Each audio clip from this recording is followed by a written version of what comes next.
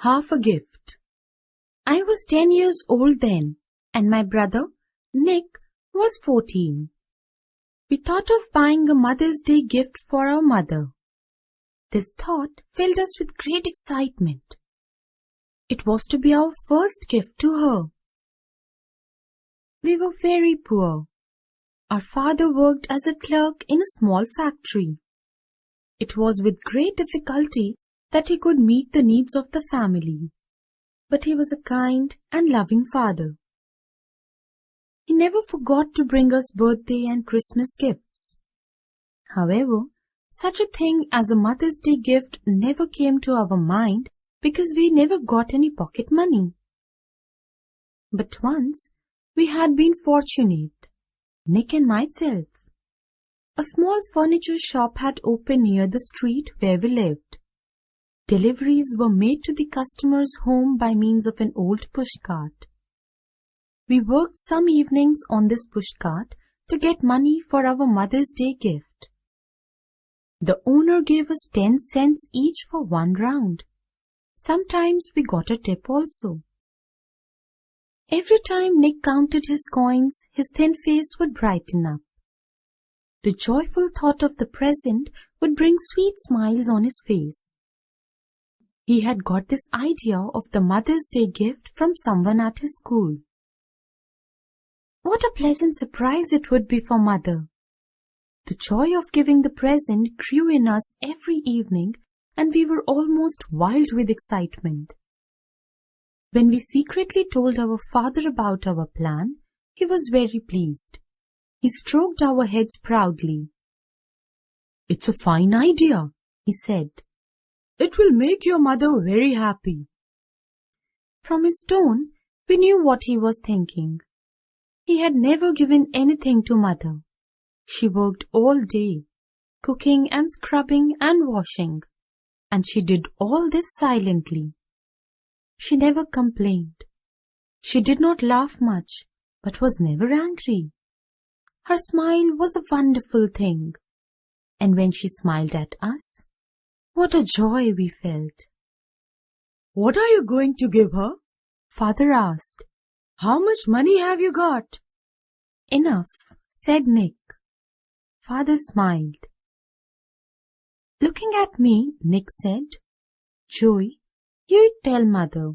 She will enjoy thinking about it." I nodded. Father said, "That is a big thought to come for so small a head, and a wise one." Nick flushed to hear these words of praise and encouragement.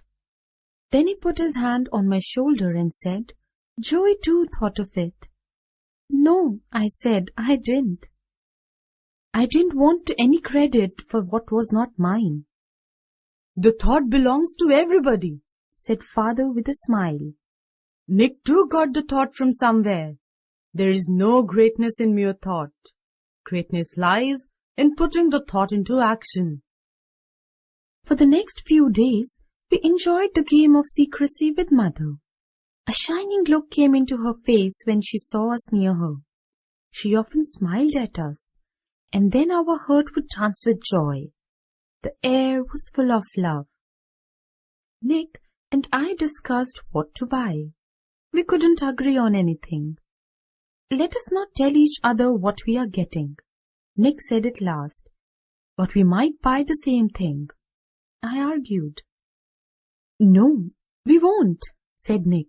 "I have more money than you." I did not much like this remark, though it was a fact.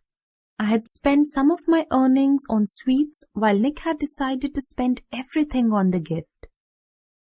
After a great deal of thought, I bought for Mother a lovely little comb. It was decorated with little shiny stones that looked like diamonds. Nick liked my gift, but he wouldn't tell me what his own gift was. On the evening before the Mother's Day, Nick said to me, "We'll give our gifts at a certain moment." "What moment?" I asked.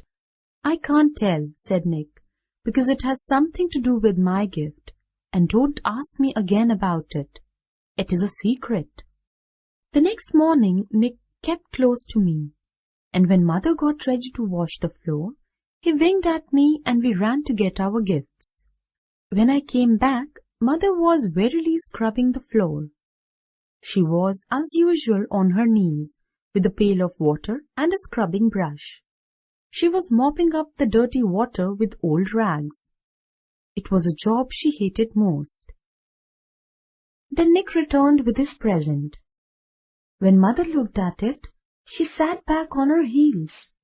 Her face went pale with disappointment as she looked at the new scrub pail with a wringer and a fresh mop in it. "A scrub pail?"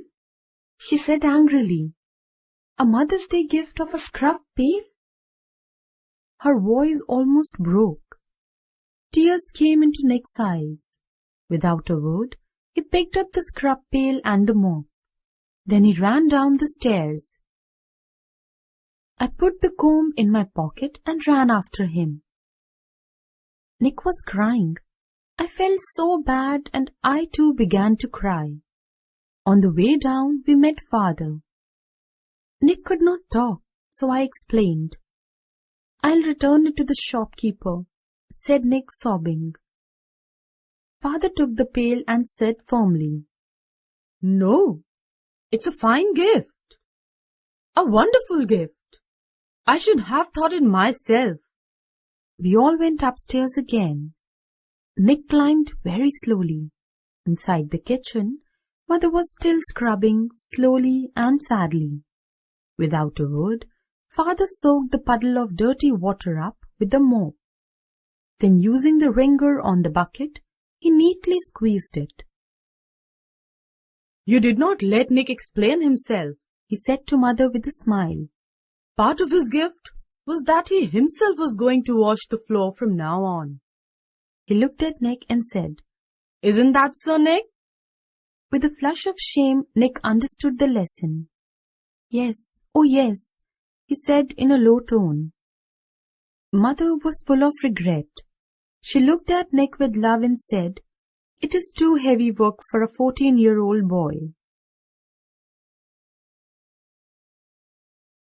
Only now did I realize how smart Father was. "Ah," he said cleverly, "not with this wonderful scrub pail and the wringer. It's much easier. Your hands stay clean and your knees don't hurt." And then Father demonstrated quickly. Mother looked lovingly at Nick and said, "Ah, how stupid a woman can become." She kissed Nick and he felt better. Then they turned to me. "What is your gift?" Father asked. Nick looked at me and turned pale.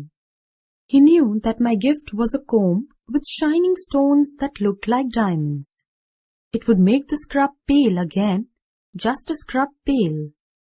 "Yes, Joey, what is your gift?" Mother asked eagerly.